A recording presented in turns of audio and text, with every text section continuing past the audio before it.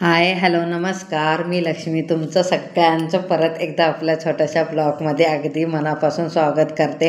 सर्वप्रथम सगळ्यांना श्री स्वामी समर्थ वाजलेत आणि सकाळी लवकर लवकर उठलेत म्हणून पटापट आवरायला हातरून वगैरे सगळं काढून घेतलं आणि बेड वगैरे सगळं साफ करून घ्यायला लागले. कारण की दिवसभर त्याच्यात ना कार्तिक खेळून घाणच करत असतं. त्याच्यासाठी आवरावंच लागतं. मला 2 टाईम आपलं बेड आवरावं लागतं, सकाळचं आणि संध्याकाळचं. तरी पण त्याच्यावर ते चालूच असते त्याचं काही ना काही कागद वगैरे फाडून ठेवायचं तेच असतं, तेच आवरत होती. आणि इथं बघा मी सगळं आवरून घेतलं आणि झाडू मारून घेते. आणि आमच्यात काही गणपती पण नाही आणि गौरी पूजन पण नाही, मग आपलं रेग्युलर जे काम आहे तेच आहे. आणि इथं बघा मी झाडू मारून घेते आणि झाडू मारून झाल्यानंतर बाहेरचं पण पुसून वगैरे घेते.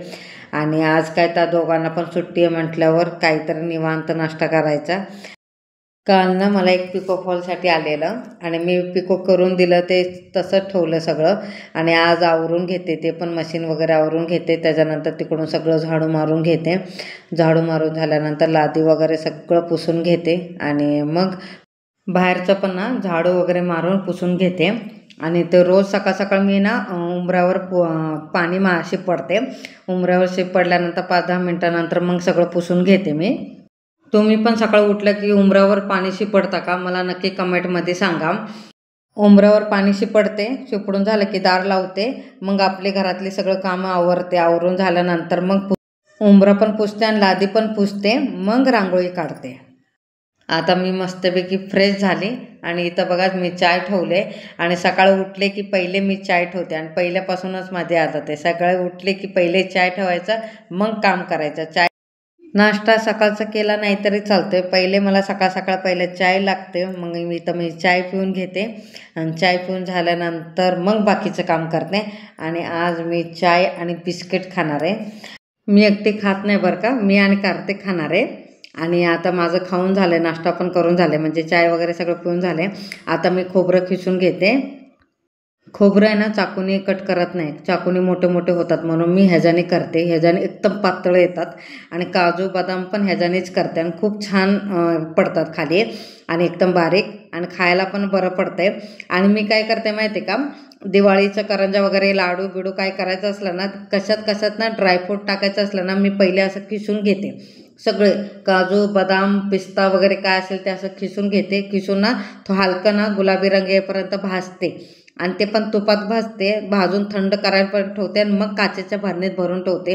तसं ठेवलं की मग गाळे होतात म्हणून बाजारातून काजू बदाम आणलं की पहिले तेच काम करते. कारण की मग तसं ठेवलं की ना बारीक आळे होतात, त्याच्यासाठी मी तसंच करते. आणि इथं बघा माझं काजू पण खिसून झाले आणि खोबरं पण खिसून झालं. आणि एका साईडला मी ना पाणी उकळायला ठेवते. इथं कुकर ठेवते. कुकरमध्ये 2-3 मोठे चमचे ना तूप टाकून घेते. तूप वितळेपर्यंत एकदम फास्ट गॅस करते.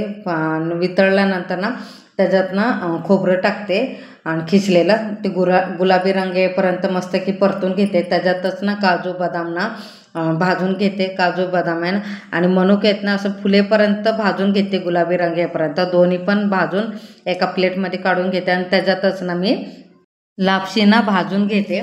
लापशी ना मी पहिले काय केलं माहिती का, बाजारातून आणली तेव्हाच ना चांगलं निवडून ना भाजून घेतलं. तुपात भाजा, तेलात भाजा, कशात पण भाजून घ्यायचं. नाहीतर मग तसंच ठेवलं ना डब्यात तर आळे होतात आणि सोनकिडे पण होतात त्याच्यात. मग माझं भाजून झाले म्हणून त्याच्यात काही घाण नाही, काही नाही, एकदम स्वच्छ आहे म्हणून मी डब्यात त्याचा. आणि मला जेव्हा करायचं असलं ना मी काय करते, डायरेक्ट डब्यातून काढते आणि डायरेक्ट करून घेते. कारण की अजिबात त्याच्यात आळे पण होत नाही आणि सोनकिडे पण होत नाही म्हणून मी भाजून ठेवते.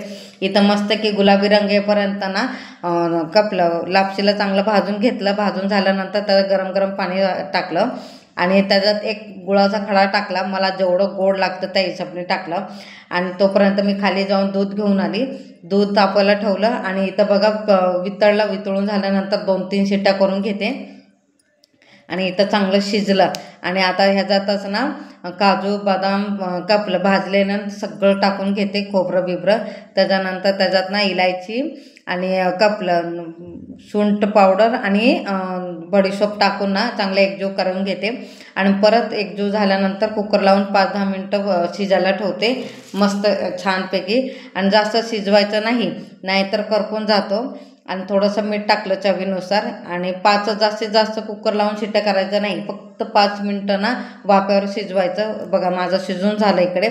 आता मस्तपैकी नाश्ता करून घेतो. आणि आता वाजले किती आहेत ना, 12 वाजले आहेत.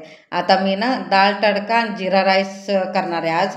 आणि त्याच्यासाठी ना 1 वाटी तुरीची डाळ आणि 1 वाटी मुगाची डाळ, अर्धी वाटी ना मसूरची डाळ ना स्वच्छ धुवून घेतलं, कुकरला लावून घेते. आणि त्याच्यात ना कपलं पाणी टाकून घेतलं, जेवढं शिजलं आहे. जास्त वतायचं पण नाही, जास्त नाही, शिजेपर्यंत तेवढंच पाणी वतायचं. त्याच्यात ना थोडंसं मीठ, हळद आणि तेल टाकून ना 3-4 शिट्ट्या करायपर्यंत ठेवायचं.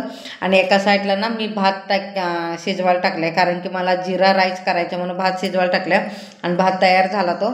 आणि इथं बघा मी जिरा राईस करून घेते. त्याच्यानंतर एक कढई घेतली, कढईत ना तेल टाकलं, जिरं टाकलं आणि त्याच्यानंतर मग चांगलं भाजून घेतलं त्याच्यात. आणि इथं बघा मी भात टाकून एकजीव करून घेते, म्हणजे फ्राय करून घेते. आणि फ्राय करून झाल्यानंतर त्याच्यात ना कट करून ना कोथिंबीर टाकते, वर खाली करून ना मस्त एकजीव करून घेते. तयार झाला बघा माझं जिरा राईस. आता मी ना डाळ तडका करून घेते. एक कढई ना ठेवली, कढईत ना तेल टाकलं 2-3 चमचे. तूप टाकायचं तूप टाकू शकतो, तेल टाकायचं तेल टाकून द्या, मी तेलच टाकणार आहे. आणि आता तेल चांगलं कडकडीत तापून घेतलं आणि त्याच्यात जिरं टाकलं आणि बारीक कट करून ना मिरची टाकली, कढीपत्ता टाकलं आणि थोडंसं हिंग टाकले, भरपूर असं ना कपलं लसूण पण टाकले. चांगलं फ्राय करून घेते. त्याच्यातच ना आता टमाटर आणि कांदा कट करून टाकते, ते पण चांगलं फ्राय करून घेते. आणि एकदम गाळ होईपर्यंत त्याला ना कांदा टमाटरला असं शिजून घेते. त्याच्यात शिजून झाल्यानंतर त्याच्यात ना कोथिंबीर टाकते आणि कस्तुरी मेथी टाकते थोडी थोडी. त्या परत एकदा असं चांगलं फ्राय करून घेते. ते शिजते तोपर्यंत इथं बघा कुकर थंड झाले का बघते आणि झाकण काढून फेटून घेते. एकदम गाळ झाला तयार. आणि आता इथं बघा मी मसाले सगळे टाकून घेते. हळद टाकले, लाल मसाला टाकले आणि गरम मसाला, धन पावडर आणि बेडगी पावडर टाकायची होती, बेडगी मिरची पावडर. मी काय टाकलं नाही, माझ्याकडे नाही म्हणून मी नाही टाकलं आहे.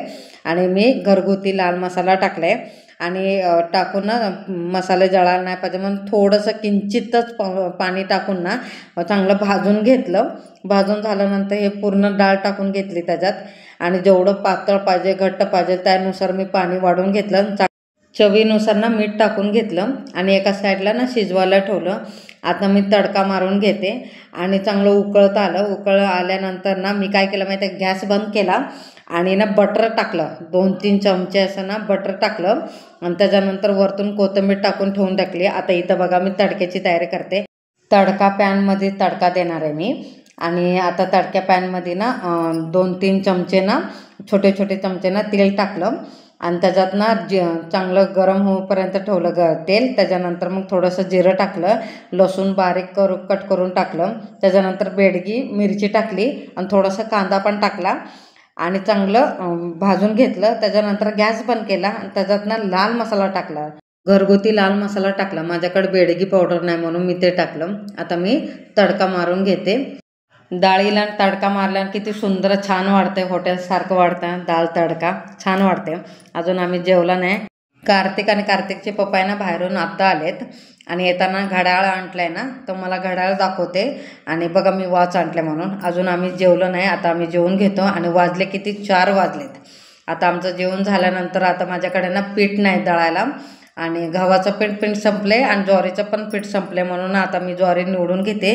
ज्वारी आहे ना मी बाहेरून दळून आणते आणि गहू आहे ना घरातच दळते. आता ज्वारी ना निवडून झाले माझं.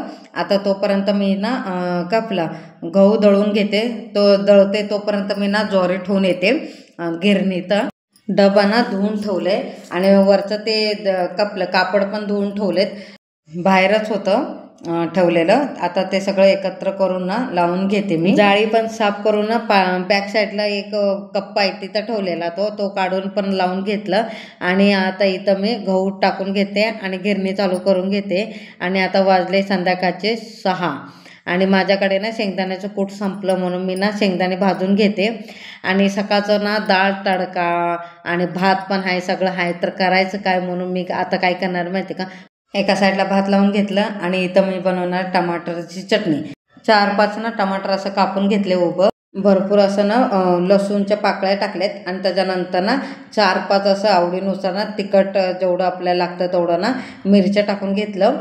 त्याच्यानंतर असंच भाजून घेतलं. भाजल्यानंतर थोडंसं असं भाजता आलं तर मी तेल टाकून ना चांगलं फ्राय करून घेतलं. आणि एका साईडला ना शेंगदाणे भाजायला घेतले. शेंगदाण्याचं कूट संपलं म्हणून शेंगदाणे भाजायला घेतले ते. आणि ते शेंगदाणे भाजते तो टमाटर आणि मिरची चांगलं फ्राय झालं आहे एकदम गाळ होईपर्यंत. आता थंड होईपर्यंत ठेवते इकडे ह्याला.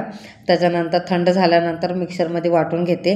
आणि मिक्सरमध्ये वाटताना ना जाडं मीठ टाकते, मी खडं मीठ टाकते, आपलं नॉर्मली मीठ टाकत नाही. त्याच्याने चव खूप सुंदर येते, मी तेच टाकते. बघा तुम्ही पण एकदा करून बघा, तुम्हाला पण आवडेल. मी तसंच करते. आणि भाजी बिजी काय नसलं ना तर मी डायरेक्ट असंच करते, टमाटरची अशी चटणी बनवते आणि चपातीवर खाते. मस्त खूप छान लागते. मी तर तसं करते, तुम्ही पण एकदा करून बघा, तुम्हाला पण खूप आवडेल. आणि इथं बघा माझे शेंगदाणे सगळं भाजून झाले. आजचा व्हिडिओ आवडला असेल तर लाईक शेअर सबस्क्राईब करा. सगळ्यांना श्री स्वामी समर्थ.